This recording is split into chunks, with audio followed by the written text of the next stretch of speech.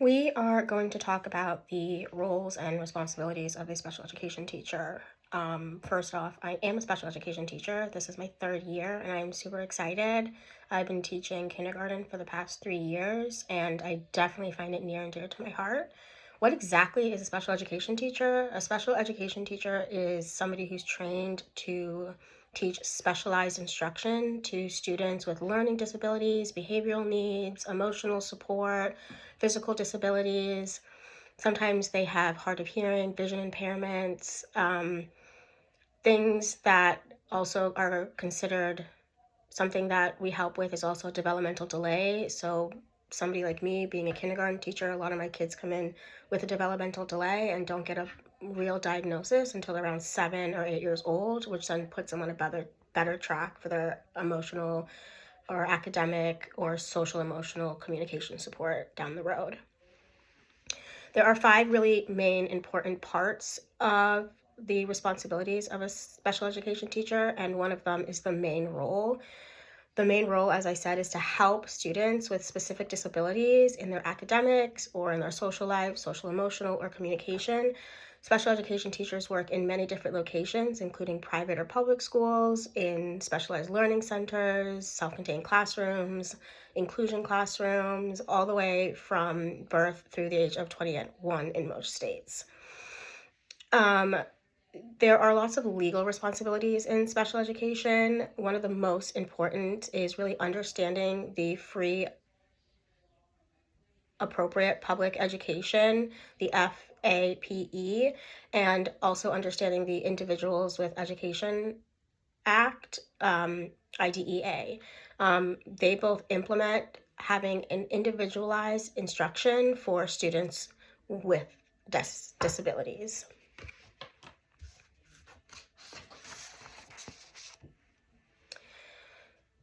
Ethical responsibilities of a special education teacher are also extremely important. It focuses on student-centered approaches, which basically means we're looking for an individual education for that specific student. So if a child comes in DD with social delays and communication delays, we're really focusing on how we can bridge that gap so our child with those delays is interacting with peers and learning how to engage and initiate conversations with peers, using back and forth conversation. And we're using that IEP, that individual education plan, to help that child build on those specific goals.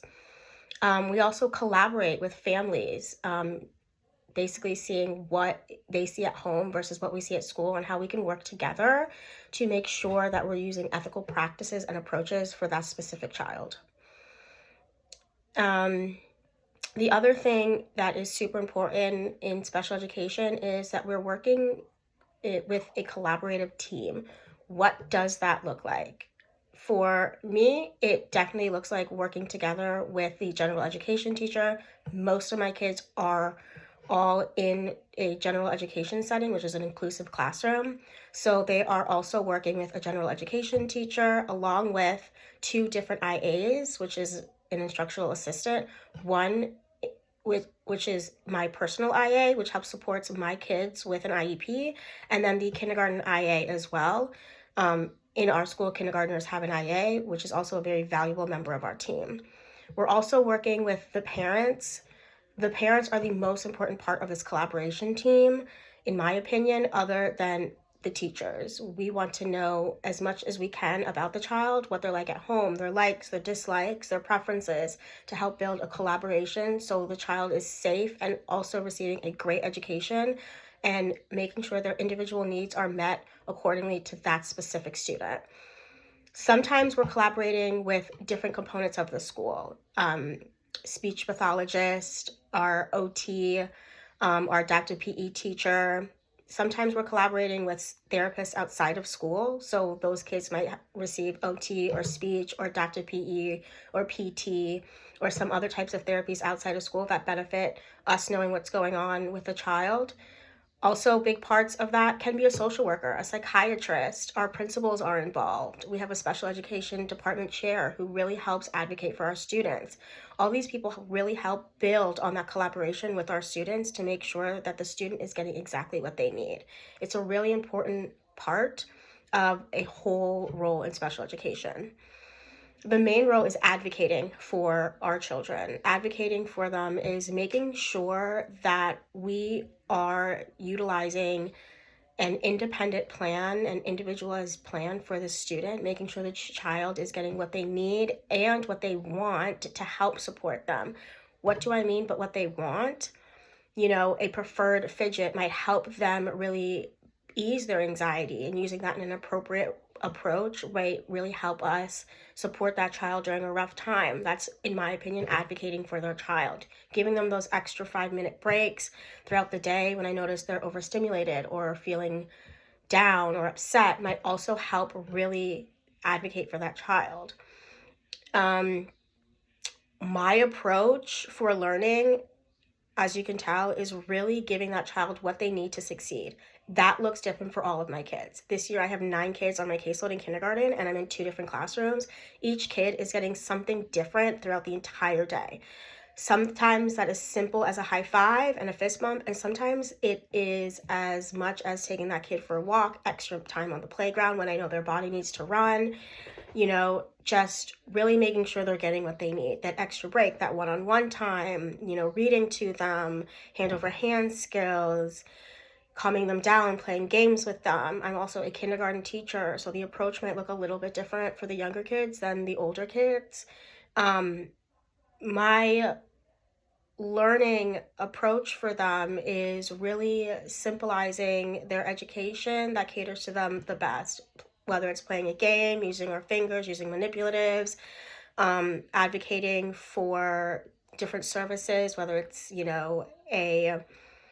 a device they use to communicate, whether that's a communication board, a token board, positive reinforcement system, pencil grip, special scissors, really making sure and utilizing that these children that I work with every single day have what they need. When they go home at the end of the day and they tell their parents that their teacher helped them get through a gap in their life that they were struggling, and those parents come back to me and say, my child came back really happy and we're seeing progress at home, knows that I feel like I'm doing best for their child. And that's what makes me want to come back and keep learning. How do I feel that this is going to help me keep going in my education is just make sure I'm also up to part on professional training.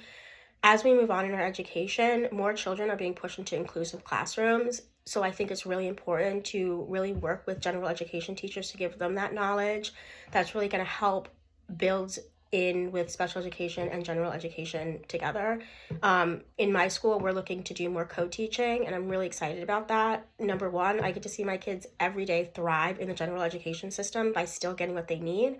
And I also get to teach lessons in a modified way to the whole class, which allows not just my students who I work with on my caseload, but all students to learn different approaches that might help them learn better. That includes kids with IEPs and kids without IEPs. ESOL children or kids that might not come from the best household might also need to implement some of those strategies into their learning to help them build the gap with whatever they're going through. Those are some of the ideas that I have personally from my approach and what I'm doing as a special education teacher. I really like it. I think it's a great role to play in life, working with kids that really need that extra support. I was a child with an IEP, and I really struggled a lot, and I had a lot of teachers tell me that I was not going to make it into education and onto college because they just thought I couldn't do it, and I'd already reached my full potential. One of my main goals of going into special education is to not tell my children that. It might take them a little bit longer to get there, but if they want to be a rocket science, they have to try, and they can do it on their own. So those are some of the rules and responsibilities of being a special education teacher.